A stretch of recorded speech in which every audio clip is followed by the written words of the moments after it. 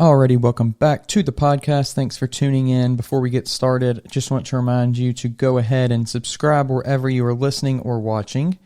Leave us a rating and review on Apple Podcast, and thanks for the support for everything so far. It's going to be a great episode. Stay tuned and learn something.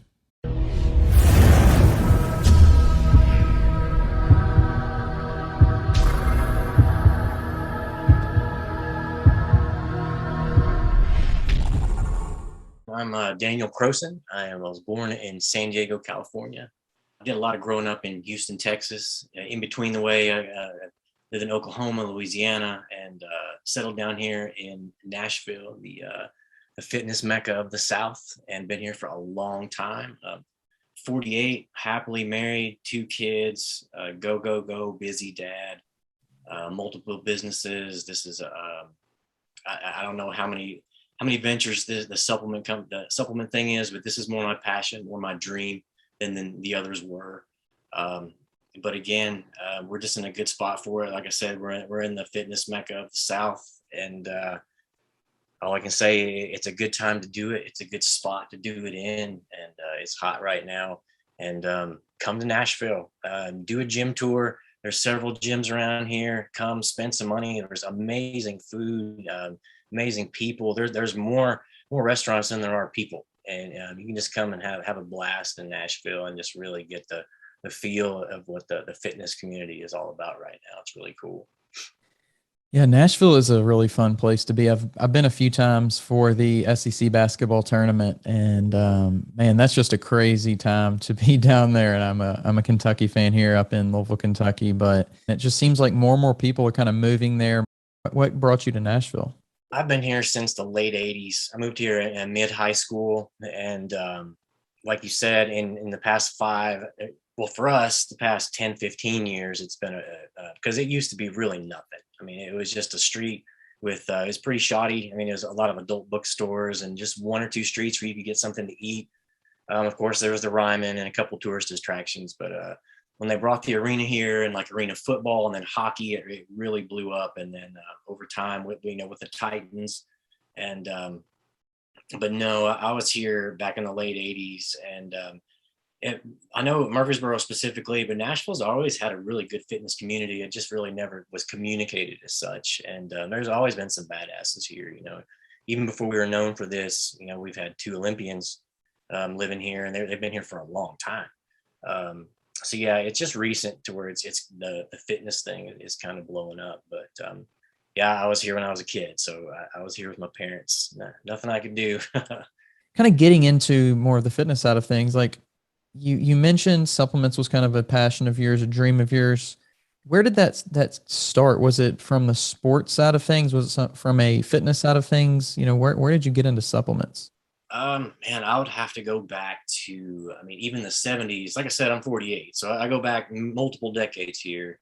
Walk into the health food store with my mom in Chula Vista, California, and she would buy me Tiger's Milk bars. If you remember those little tiny Tiger's Milk by Weeder, and I used to love those things. And then fast forward into the 80s when my dad was getting into working out, my parents split. He had to get his game back up, and he was hitting the gym, and he started getting into the supplements, and I would go with him to the store, and just the smell of everything. And it was so intoxicating and all that. I was little, so I'm looking up at all the cool bottles and all the labels and everything. And when we go home, and he'd let me taste his shakes and all that stuff. So early 80s, man. And up into high school, really wasn't allowed to take them and such, but I'd sneak some of my dad's supplements when I'd work out and everything. And moving into when, I was a chubby dude through high school. Once I got out of high school and dropped that weight, first thing I was hitting GNC. I was going to the supplement store, just getting into things, and quickly found out that I do not have a physique for bodybuilding, but it didn't stop me. I wanted to use anything I could to propel me and to help me.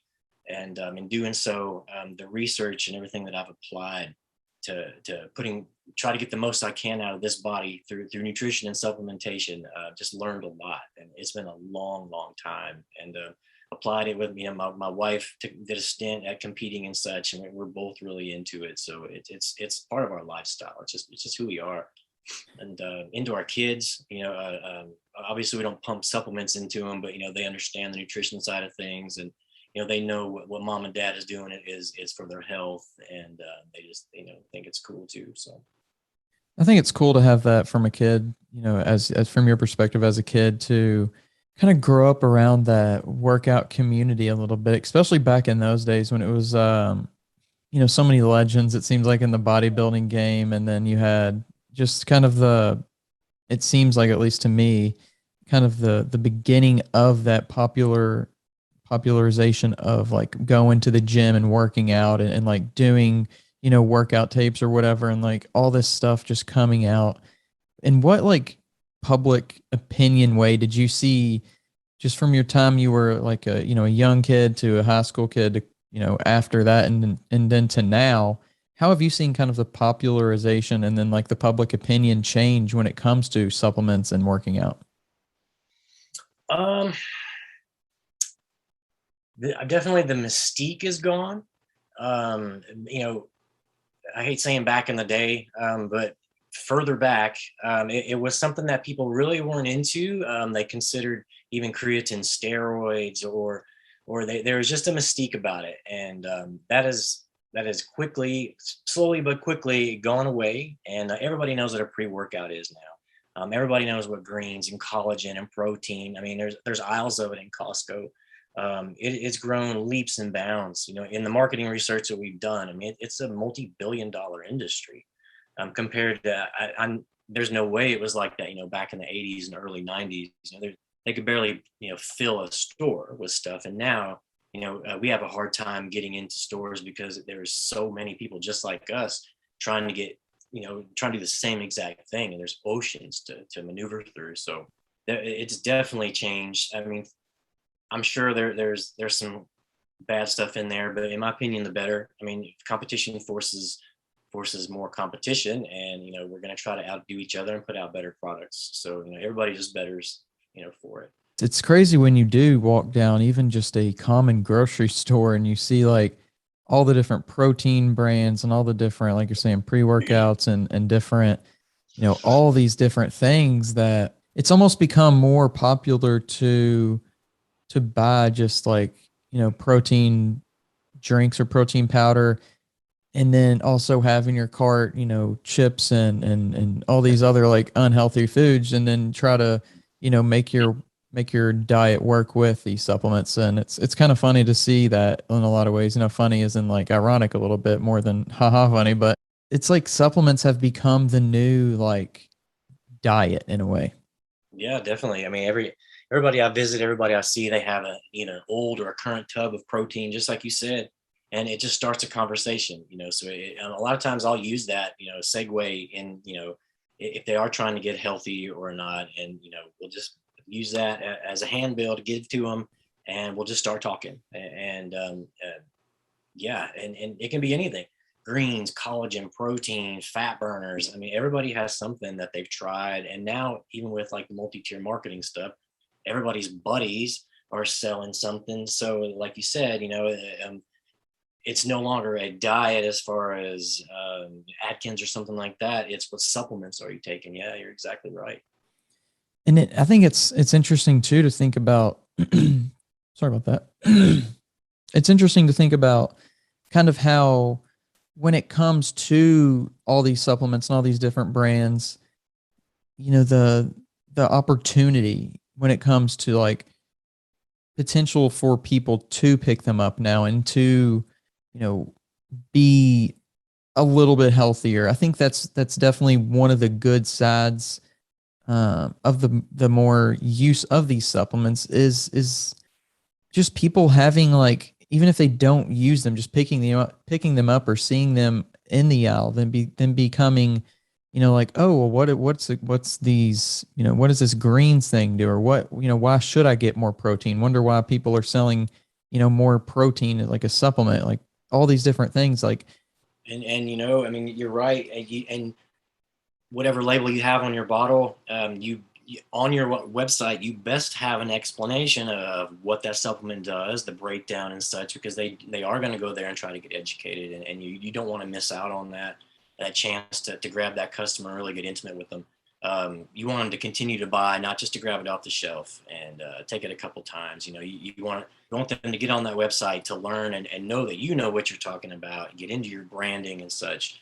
So yeah, it's definitely an opportunity to pull people into fitness. I know that's what we're all about. Is trying to create supplements upon need, not just flood or match what everyone else has. We want to fill voids. So yeah, there's definitely opportunities for that, and to pull more people into fitness. Definitely. Oh yeah. I think one of the cool things about the community is the fact that like you kind of mentioned it earlier, but like you see somebody's protein stuff when you go over to their house, or you see, a workout piece of equipment, and you're like, that can start so many cool conversations. I think it's this kind of like community feeling, and it's really all based around like how we can make ourselves a little bit better, and then we can have those same conversations about what other people are doing. And I think it's so interesting too to like think about, because a lot of times you have a social media interaction, and unfortunately a lot of times it's negative. You have hate, or like saying, why are you doing that exercise like that? Or why do you even do that exercise? But it seems like when you have these more in-person conversations, it becomes a lot more positive. Sure. I mean, it's once you get to know someone, it's almost always like that with anyone. You know what I mean? So and it's intimidating to walk up to someone who's jacked or ripped and ask for advice, but more often than not, that person is going to be, they've got their guard up too, but as soon as they see you're coming for help or advice, they're going to welcome you in. I mean, that's a lot of us in this, and we got into this because we of a reason. There was a body issue. You were fat, you were skinny, it doesn't matter what it is, and they know what that's like. And they may have their gym face on, but when approached, I'm sure, they are more than accommodating to try and help. It really is, I don't know about a tight knit community, but very helpful community. And you have to get past the haters, and there's a lot of them, a whole lot, and it's always been like that, even from the message board days, and now even more so with YouTube and Instagram and stuff. But there's some good ones out there. I saw a post by Brandon Curry the other day, and someone was just trying to hate on him, and he just swam right past it, man. And then 2 or 3 posts down, dude was like, you know what, cool dude. And he totally turned him around, and he didn't start shit with them. He kept it going and kept the conversation clean. And that's up to you. That's up to the person. So you just got to do the right thing and then get past all that. But yeah, I mean, you can't let that overcloud what the positivity in the whole scene. So One thing I really do want to talk about in terms of all that, in terms of kind of your diet, and a little bit about kind of specifically fasting. And I think fasting is, it's becoming a lot more popular. Tell us a little bit about your experience with fasting, or just kind of your diet and stuff like that in general. Oh man, there's so much. I'll try to keep it in line, keep it in a good format. I'm on my 9th year of starting the whole intermittent fasting thing. I started when I was 40, and then so I just turned 48, and I'm starting my 9th year. So, but as far as fitness and dieting and meal prep and all this stuff, I mean, this goes back into the 90s. So it's something.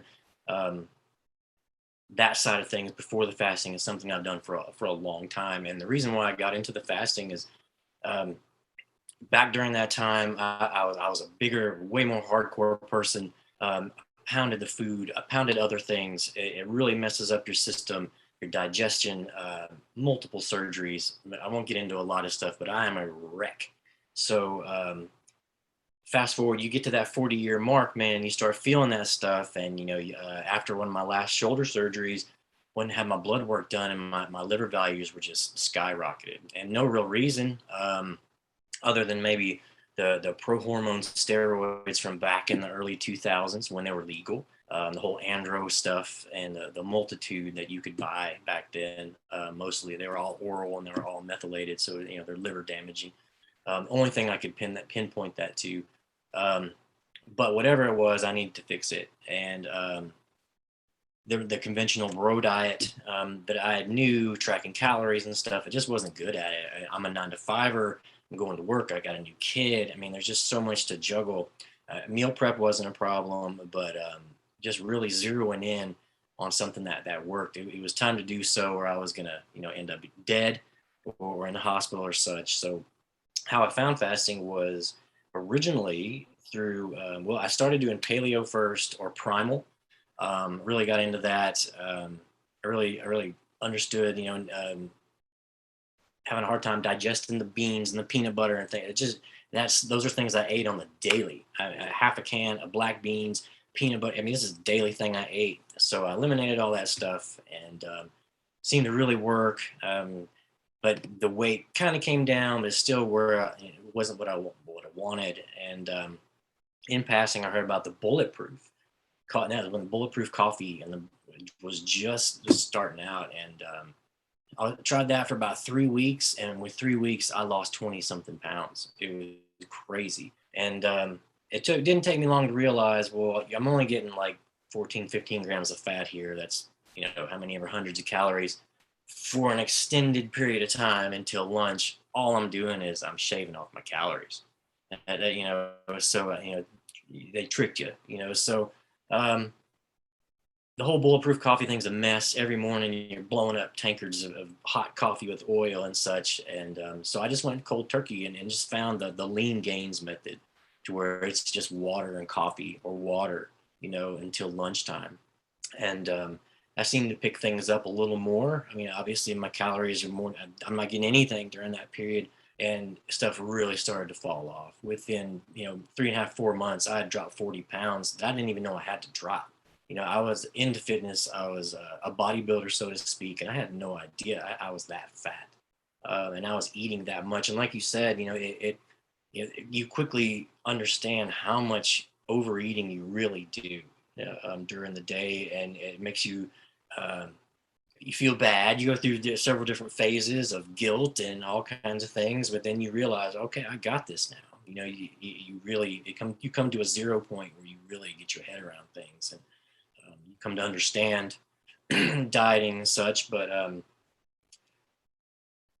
to your question, yeah, I mean, the first 40, 45 pounds were magic almost, and I really never tracked a calorie, never did anything. And then I come to a point where I lost all this weight. I want some damn abs, not just a 4.5 6 pack. I want them, abs. And that's when you really have to zero in on the calories. And a lot of people, like I was saying, they've eaten for a long period of time. I approach things with humor, so I don't mean to sound mean about this, but most people are fatter than they think, or fatter than they know. You hear misrepresentations of body fat all the time. That guy is 5%, that guy's 2%, when he's really in the 15s or 20s. People, they really don't know. So I really wanted to get that body fat down, and it just snapped. I'm like, all right, you got to really zero in. And I went into the Lose It app, or this is years ago. I don't know what I used, and to really track those calories.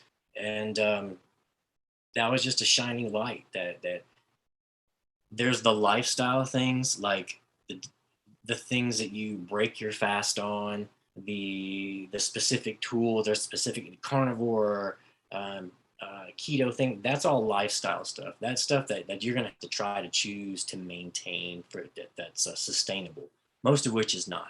You can't not eat carbs for the rest of your life. You can't only eat fat and protein for the rest of your life.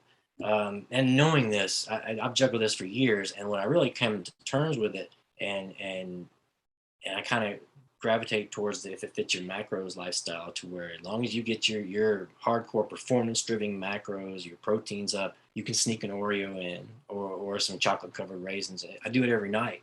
And I'm in the very low teens of body fat right now. And I'm okay. I eat carbs. It's all driven by calories. And you realize quick that's just what it is. You don't outrun. You don't outdo thermodynamics. You just don't. And that's pretty much it, man. My diet is really, really simple. And my goal when I work with people and myself is to get out of that fast as quick as possible. I want you to maintain as much muscle mass as possible. I want your metabolism to kick in, because when you're not eating, you're not metabolizing. You hear people when they go on a multi-day fast, they want to stoke the metabolism. That's not doing anything. You're killing your metabolism. You're not, I mean, not per se, it's not going away, but you're not metabolizing anything. You're not burning anything. I want you out of that fast. I want you in protein synthesis as fast as you can get. And so I'll break that fast early. Instead of your typical 1 o'clock, I'm going to break it at 11 or 11:30 with some essential amino acids, low cal. That's going to get you into protein synthesis, and I'll round out that amino profile, because you're empty at that point. Your amino pool is kind of off. So I'm not certain you have all 9. And I'm not certain today's EAA's formulas are perfect enough to jump you into protein synthesis. So I'll round that out with a half a scoop of collagen. And that's it. You break that fast early, and that gets you into growth. And then obviously your next meal is lunch. And that's a simple 6 ounces of chicken, half a pound of steamed broccoli. And then your next meal is a snack. Usually it's some type of bar, a low calorie, grab the gold bar and a piece of fruit, apple. I want about 20 grams of protein there. And then may go work out. Depends on what day it is. The dinner is my second programmed meal, which is, again, 6 ounces of chicken, half a pound of broccoli. Very boring, but it works. And then to keep everything, it's gross, but to keep everything regular, a cup of bran flakes. And because it is a low carb diet, that broccoli is really nothing. And the bran flakes are going to get in there with your fiber, high protein. Get in there and mix everything up. And then the last cutoff meal is at 8:30 is an animal-based protein shake. That's it. And it's very low calories. It's not even 1,800 calories. When I'm cutting, it's around 1,300. And it can get miserable. And that's it, man. Sorry, I didn't mean to talk for 20 minutes there, but, just on a roll. So. And something I find interesting that you emphasize is kind of cutting off that fast as soon as possible, and putting stuff back into your body. So it sounds like what your typical fast would be about 15 hours then. Well, if you negate the EAAs, it's a normal 16:8, and then you jump back 2 more hours, so it's like a 14. What is that? 14:10. So yeah, if to organize is to put a name to it, a 14:10, if you will. Super low calorie, and I think there's like 25 calories to that. So yeah, I want you out of that fast as quick as possible. And if you want to burn fat, if you want to lose weight, you need to gain. You need if you're gonna increase your BMR, you have to get bigger. It's the only way you're gonna increase your metabolism, bigger muscularly. Okay, and I need you to gain. I want you to get into protein synthesis as fast as possible. The gains, diminishing returns thing right there, you're not gonna burn any more calories. Just go ahead and get into that protein synthesis and go from there. But yeah, I saw a huge difference once I started adding cardio to every morning. I do about 45 minutes to an hour cardio light on a bike. Trying to spare that muscle. I just want to get some of the glucose out of my blood, get my blood going. And I still fast through that. And then I take my product intra-fast after, during, until I break that fast. And I want you out of that fast and metabolizing as fast as possible. Gotcha. And that's interesting. I actually do the same thing with my morning routine. I do about 45 to 60 minutes on the Peloton. And as far as like the product goes, I got to try that, and it was, first of all, it was really good. The taste was outstanding. It seemed to really actually like noticeably boost my like alertness, and it wasn't kind of that energy kind of shoot that I kind of thought it might be. It was really kind of this just like alertness, and it was a really nice feeling. I definitely enjoyed it. Good, man. Yeah, IntraFast is amazing. I usually don't toot my own horn, but we did a lot of work on this one, and a lot of revisions back and forth, and a lot of processes of elimination. And I think we just came out with a really good product. Obviously, you see the label, and it's it's a little high in caffeine, but we use the L-theanine to zero that in and to bring it down. And like you said, and it really doesn't punch you. And if you swallow it all at once, it'll hit you like a normal pre-workout. But alongside with the alpha GPC to really wake that brain up, it's just not a caffeine hit. It's an all-in-one type of thing, and it just doesn't get one thing going, but it really gets it all going. And as we say, you're supposed to sip on it through your fast, so you don't get so much of a hit, and you can just keep that sustained energy, until you choose to eat and such. But yeah. And I actually only took half. I took the recommendation on there because I do have like a pretty good caffeine sensitivity. Yeah, I mean, everybody responds different to stems. I mean, God, I go back, like I was saying, I'm a dude of the 90s, and that's when ephedrine was totally legal. You could buy it, buy it at any store, any gas station. Ephedra, Malong, it was in every form. So, man, guys like me from back in that day, this is nothing. Me formulating back then, it would all the first five things would have been ephedrine, natural ephedrine, whatever ephedrine, everything would have been. Now today, I won't touch it. I won't even approach things like the higher stem stuff, the weirder stuff that's out there. I just don't feel it's conducive to muscle growth. A couple things you can take and get you plenty stemmed up. You need to be motivated from here, and not just what you're slamming down. So yeah, and you got to watch out for those stems, man. I mean, there's so many things that we're taking today, and especially in our pre-workouts, some of these things linger. They build up in your system, and you don't know it. And so yeah, if you're sensitive, watch out. And talking about kind of these products and stuff, when you're on a fast, do you take any other kind of supplements, whether that be kind of like a vitamin or any kind of like minerals, or do you take any greens? Do you take anything while you're on your fast, or you just kind of wait until it's time to eat? Man, I am a supplement unicorn. Most people see me coming a mile away. I take the normal stuff to keep me healthy: D3, K2, zinc, ashwagandha, things to take care of cortisol. Greens, of course, I take Glaxon's greens, super greens, and I take our product Sugar Shuttle as a glucose disposal agent to get rid of any glucose. A lot of fasters don't realize the fat burners that you buy, most of them are not effective at all unless you are completely empty, no glucose in your system, especially yohimbine. And it is a wonderful fat burner if you're completely stripped of glucose. So and it makes it perfect for fasters because obviously there's nothing in their system, and the glucose disposal agents, no matter what you buy, ours or someone else's, they'll shuttle that glucose out. The yohimbine will take over because there's no more glucose, and with also it'll help them get into keto faster if you're a keto dieter. Because you're trying to get rid of all that blood sugar, and the glucose disposal agent will push that out way faster. So yeah, dude, I take some animal-based proteins. I just kind of went away from whey. That's one of the things I stripped away. I was telling you that a lot of the common things that I've taken for years, 20 something years, I did away with. I stopped, and that was one of them. I love whey protein, but there's especially now with all the new flavors and the labels and everything is so cool. But it was just something I felt I should do, and now almost no digestion problems. The weight loss and the restriction from the fasting obviously helps with all that, but yeah, man, I'm a supplement whore.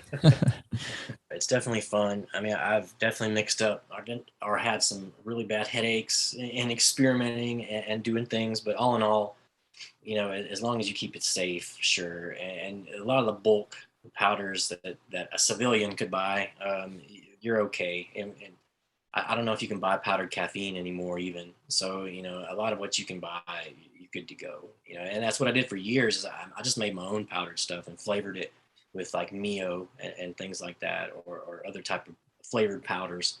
And that's how I got by for years and years because back then, and everyone now, by the way, is amazing in bringing all their doses up into scientific doses. But back then, there a lot of stuff was underdosed, and you'd read the studies, and you're seeing that these companies are putting out formulas that are half of what the studies read and are effective dosages and stuff. So I was like, screw that, and you just buy the bulk powders and choke it down, and That's how you go about doing it. And here recently, these companies have made it way more easy to start your own brand, and it's just like, why not? Moving to kind of the back to the fasting thing a little bit. You mentioned the weight loss and things like that, but what other benefits have you seen due to fasting on a normal basis? More than anything, fasting is a different operating system. It's a partitioning. It puts marks in the sand. It's specificities. It allows you to organize. It allows you to zero out, to stand upon the hill and look over things. You're not worried about eating. And for that, and that's huge. It's a relief. It's control where you used to not have control. Because if you're going to do something like this, I mean, there's plenty of people who die without doing this. I mean, hundreds of thousands of people every year jump up on that stage shredded, and I guarantee you most of them have never even heard of fasting.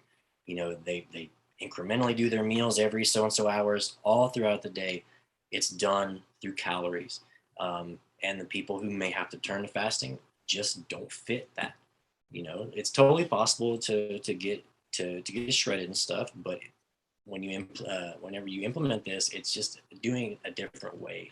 And because not everybody likes an Apple phone, not everybody likes I don't even know the other one, so Galaxy, whatever they use, it's just like that. And it fits me. And being a 9 to 5er, it's perfect because you go to work. Your employer doesn't want you eating as soon as you get there. Your employer doesn't want you eating at 10 or 11 or 9. And that's what you got to do. You got to eat every 3 or 4 hours or so. And you can't do that. You don't worry about that until lunch. And the benefits are, it's just a zeroing point. It's a relaxation. It's control where you used to not have control. And for that, I can see how people would think, oh God, this is magic, because they never had success in the past, and now they're doing this, and they're seeing 5-10 pound drops in a week. We can have 2 weeks. And why not? It is magic. You know what I mean? So a lot of times you see people say things, and they're they mean well. They may not be saying things right, or it's not the reason why they lost weight, but you just let them go. Because let them go until they hit a wall, and then try to help them out from that point on. But the duration of a fast has absolutely nothing to do with if you're going to lose weight or not. I mean, it absolutely nothing. I mean, just because you fasted doesn't give you warrant that you're going to lose weight. I've gained weight plenty of times on 16-18 hour fast. If you pack that food in that time period, you're gonna gain weight. Like I was saying, you don't outrun or outdo thermodynamics. And you see people who go on multiple day fasts, and they could have just eaten 900 calories a day for 3 days instead of fast for 3 days and then eat 1,800. You know what I mean? And you're gonna get that back. That 3 days, 4 days, 5 days you spent fasted. I mean, the moment you pick up eating again, you're getting everything back, that your normal diet that you had before. You're getting it right back. I'm totally cool with people going on the holistic fast where they're trying to rid themselves of cancer and things like that. I mean, the autophagy thing, it's about the only time that's going to work for that is your hardcore, out in the desert underneath a tent type stuff, where they're really focusing on doing that. It seems it's posh and cool now, to do things, but I just, there's really no studies that show the benefit to doing things like that. And I think I won't get into that, but the duration of a fast has zero to do with it. So, but anyway, like you said, the benefits are, you get to zero out and just have a lot of control where you used to not. When you detach yourself from food a little bit, I think you can gain a little bit more perspective on what it actually is.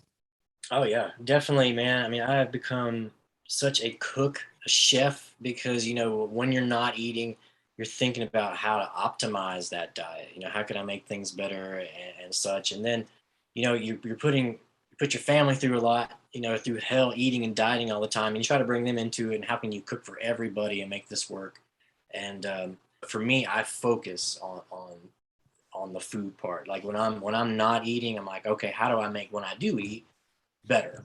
because you're eating less, so you definitely have to optimize what goes in, because you got to still get those vitamins, minerals, and macros. I completely agree with that, actually. Cool. And oh yeah, and the cravings thing though, man. The cravings thing that I completely take over. And I'll tell you what helped is eliminating the cheat day. And I've worked with people who the whole diet would become cheat day, and that you can't do that, man.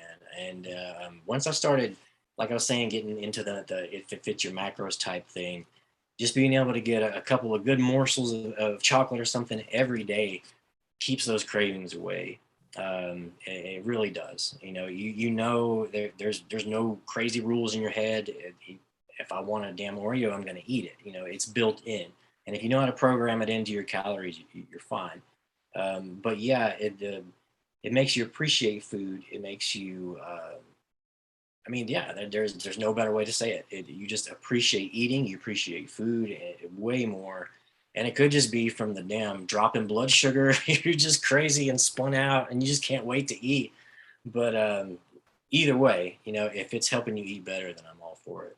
Yeah, and there's just so many different ways to eat, like you were saying before. Nobody or everybody's not going to agree, hey, this is the best way, or this way only works. Unfortunately, you do see a lot of that on social media of like this, you have to do keto or you have to do paleo. I think different people have just different ways that their body responds to different things. And it's hard to be like, dead set that this is going to be perfect for everybody. And it's the same with fitness too. It's like, everybody's not going to respond to doing 5 sets of 5 or 5, 4 sets of 10 or whatever. We all have different makeups, and it goes completely kind of against this idea that there's this right answer. Yeah, you definitely. I'm a firm believer in you have to tailor your calories to your output. Calories in, calories out. That calories in one side, calories out the other. The calories out is just as dynamic, if not more, than the calories in. So there is a nirvana somewhere between what you're doing and what you're putting in to where your body responds optimally. You have to have a goal in mind. And I use bodybuilders all the time because they're such a good lab rat. They do everything perfect. They're on schedule. You can point to what they do, their diet, and just use them as a perfect example. But they know exactly what they're doing. They're working out. They have a set schedule. They're programmed in there. They know exactly what they're eating. So, and then they're losing weight at a scheduled amount. They're probably not gaining any muscle, but they're maintaining it. They know exactly what they're doing. Their calories in and calories out is perfect. And there's no question. And they have a goal in mind. They have the diet to do it, and it's working. And outlying people who are just kind of in it to do it, they don't really know. They don't know what their calories out at, or they don't know how they need to eat for what they're doing. And if they're not, they're working out X and they're eating X, they're not losing weight. Well, then your calories out needs to be adjusted, or your calories in. There's adjustments all the time. And once someone finds something that works, then that's it to them. Like you're saying, they're sucked in, and they fail to realize why. And it's in terms of weight loss. It's always going to come down to calories game. It always is. So it's important to know how to eat for what you do, and that's one of the biggest flaws, is people aren't doing that. And I would say, again, look up one of my bodybuilding peeps, find a coach. They'll know exactly how to hook you up. No fluff, no BS, book reading, craziness products. They'll put you on, a good bodybuilding coach in your area will put you on a tried and true diet. Look at his clients. Do you look like that up on stage? Then, if you want to, then go with this person. Use one of these people. There's no other better fat loss person that you can find that's affordable. If you're going to go to a specialist, doctor, hormone person, sure, but then a bodybuilding coach, and see what they're about. And like I was saying, there is a nirvana. There is a way to eat for what you're doing. You just have to find it.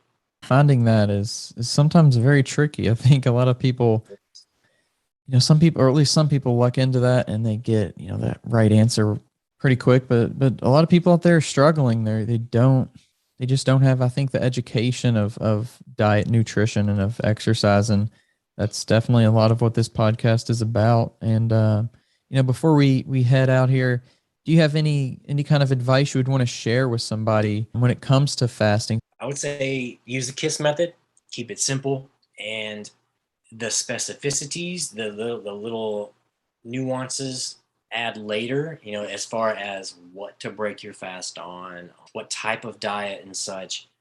Just start slow, give it 2-3 days, 4 days, but you need to work into a 7-day schedule. This is a life change. So don't think it's not. It's going to change your life, and keep it simple. Keep it water and coffee until you're ready to eat.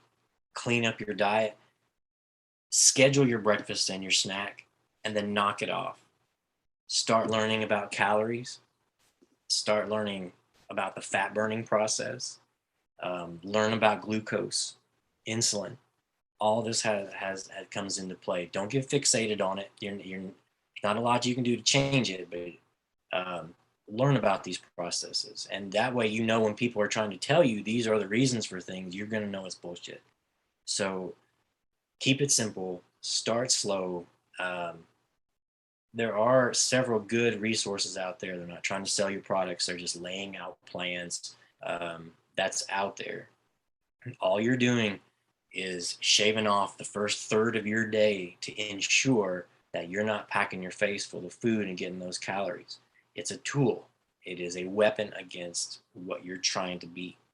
And watch out for those people who are trying to use you to make money. You just need to not eat. There's nothing more simple than not eating. It's going to suck. But to lose weight, that's all you have to do. There's no pill, there's no drink. And I sell them. And I'm telling you, there's nothing I sell that you have to take to lose weight. Knock off those first third calories of the day and just see where it goes. I would say use your current diet. If you're looking into this, you're probably on some type of diet anyway. You're on something. It may not be the best, but you're on something scheduled. Go ahead and knock off breakfast and knock off that snack in between lunch. And that's probably going to come out to, 300 to 500 calories. Times that by 7. There's your weight loss every single week. Start working on your morning cardio. Start working on your calories out. Weight lift. The only way you're going to be able to eat more is if you get bigger muscularly. And that's going to be, that's going to make you happy. I mean, that just is. So that's all I'll say, man. Keep it simple. Watch out for the sharks out there. People have been doing this for a long time. And before any of these little crazy books were written or any of this stuff out there, people have been using this as a tried and true method to lose weight and to reorganize your brain and your lifestyle. So thanks for coming on and sharing everything. And if you would like to let people know where they can find you, that'd be cool.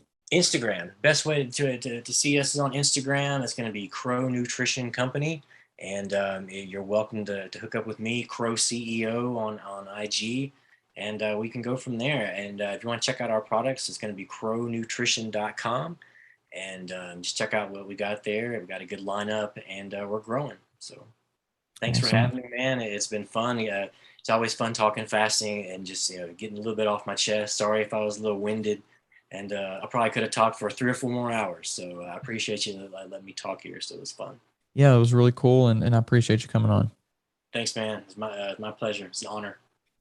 And that is the episode. Thanks for tuning in. Hope you enjoyed it. Hope you picked a little bit up. Another episode on fasting. And I'm learning a lot about it myself, trying to pick up different things from people's experiences and kind of what they go through and share it with you, because maybe you're a little nervous about fasting and how it's going to make you feel and all this stuff. And kind of I'm the same way. I'm just kind of picking things up as I go, and I'm in the middle, really the beginning of my fasting experience. And, I guess I should do kind of an episode on how that's going for me and maybe share some advice soon on how that's going. But I definitely want to kind of continue to gain some experience in that before I start sharing too much on it. But thanks for tuning in. Have a great day. Have a great night. Have a great whatever it is for you.